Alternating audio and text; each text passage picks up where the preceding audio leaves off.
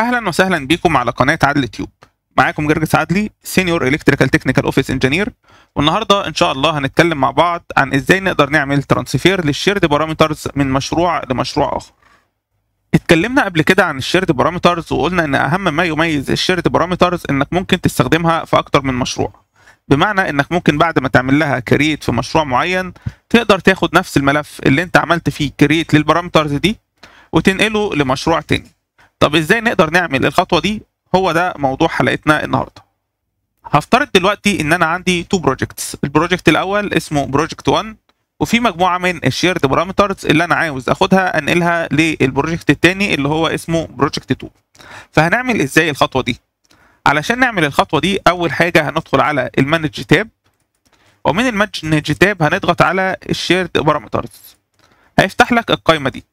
زي ما انت ملاحظ هنا عندك اهو ده الملف اللي احنا بنعمل فيه كرييت للبارامترز، وعندنا تو جروبس. الجروب الاول اللي هو جروب A والجروب الثاني اللي هو جروب B، وكل واحد فيهم جواه مجموعه من البارامترز. فعلشان ننقل البارامترز دي لمشروع تاني، سواء كان المشروع التاني ده على نفس الجهاز او في مكان مختلف، انا محتاج اخد الملف اللي موجود جواه البارامترز دي. طب هجيب الملف ده ازاي؟ اول حاجه هتضغط هنا على براوز، هيفتح لك المكان اللي فيه الملف. فممكن لو المشروعين موجودين معاك على نفس الجهاز ممكن تضغط هنا وتشوف الباص الخاص بالفايل عندك وتروح تحدد في البروجكت التاني اللي هو بروجكت 2 المسار ده. او الطريقه التانيه انك انت هتاخد الملف ده كوبي ويبقى كده معاك نسخه منه، وتروح بعد كده تنقل الملف ده للمشروع التاني. فانا هعمل كده، هقف على الفايل ده اعمل له سيلكت وهضغط على كنترول سي بحيث اعمل له كوبي. بعدها هروح انقله لفولدر تاني انا عارف مكانه، اعمل له بيست هناك، هضغط على كنترول في. بعدها هروح اقفل المشروع اللي انا فاتحه اللي هو بروجكت 1 وهفتح بروجكت 2 عندي على الجهاز.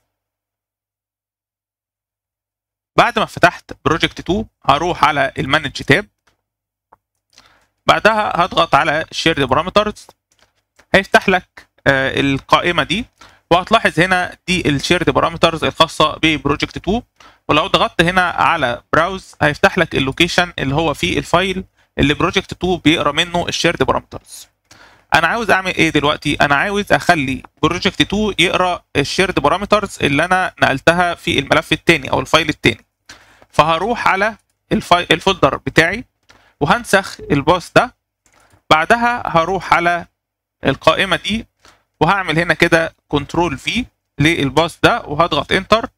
هيفتح لك اللوكيشن اللي هو فيه الملف الثاني اللي هو اسمه بروجكت 1 شيرد بارامتر. هتضغط عليه وتضغط على اوبن، هتلاقيه كده قرا عندك اهو الشيرد بارامترز كلها سواء اللي موجوده في جروب A او اللي موجوده في جروب B. هنضغط على اوكي. بكده احنا نقلنا الشيرد بارامترز اللي موجوده في بروجكت 1 لبروجكت 2. دلوقتي لو دخلت على المانج تاب في اي وقت وضغطت على الشيرد بارامترز هيظهر لك كل الشيرد بارامترز الموجوده في بروجكت 1. والسؤال هنا بالنسبه للشيرد بارامترز الاساسيه الخاصه ببروجكت 2 دي موجوده فين دلوقتي؟ بالنسبه للشيرد بارامترز الخاصه ببروجكت 2 لو انت كنت ضايف منها لاي فاميلي موجوده في المشروع فهتلاقي البارامتر لازال موجود، مفيش اي مشكله. طيب لو انا عاوز اعمل سيلكت لبارامتر من البارامترز دي اللي هي كانت موجوده في بروجكت 2، هعمل ايه؟ هحتاج اضغط هنا على براوز وهختار اللوكيشن بتاع الفايل الثاني اللي هو كان اسمه بروجكت 2 شيرد بارامتر بحيث يفتح لي الشيرد بارامترز الموجوده فيه واقدر اختار منها. يعني انا بالنسبه لي هنا مثلا لان انا عارف الباص فهدخل كده على البروجكت 2 شيرد بارامتر وهضغط على الملف اهو اللي هو بروجكت 2 شيرد بارامتر وهضغط على اوبن. هيفتح لي الشيرد بارامترز القديمه عادي. لو احتجت انقل تاني للبروجكت بارامترز الخاصه ب عفوا للشيرد بارامترز الخاصه ببروجكت 1 فهضغط على براوز وهرجع للباص اللي انا كنت عامله وهختار الفايل الثاني اللي هو بروجكت 1 شيرد بارامتر واضغط على اوبن. هيفتح لي البارامترز الخاصه ببروجكت 1 وبالتالي اقدر اتنقل بين البارامترز الخاصه سواء ببروجكت 1 او بروجكت 2. وفي الحقيقه النقطه دي ما فيهاش اي مشكله طول ما انت عارف الباص بتاع الفايل الاولاني فين والباص بتاع الفايل التاني فين. المشكله بتظهر امتى؟ المشكله بتظهر مع الوقت لو انت ما عندكش ستاندرد محدد، حاطط مثلا الفايلز دي في اماكن معينه على السيرفر الخاص بالشركه، او مثلا في الفايل محدد على الجهاز بتاعك، فبالتالي انت نسيت مثلا الباص بتاع فايل معين. فبالتالي طالما انت نسيت الباص ده، انت مش هتعرف تختار الفايل بتاعه، وبالتالي هتحتاج تعمل كرييت مره تانية للبارامترز من جديد. فحلا للنقطه دي يفضل انك انت تضم البارامترز كلها في فايل واحد. يعني وانا بنقل البارامترز الخاصه ببروجكت 1 لبروجكت 2، اضم البارامترز كلها في فايل واحد، بحيث يبقى بروجكت 2 عليه فايل او في فايل واحد بس في كل البارامترز الخاصه ببروجكت 2 وكل البارامترز الخاصه ببروجكت 1.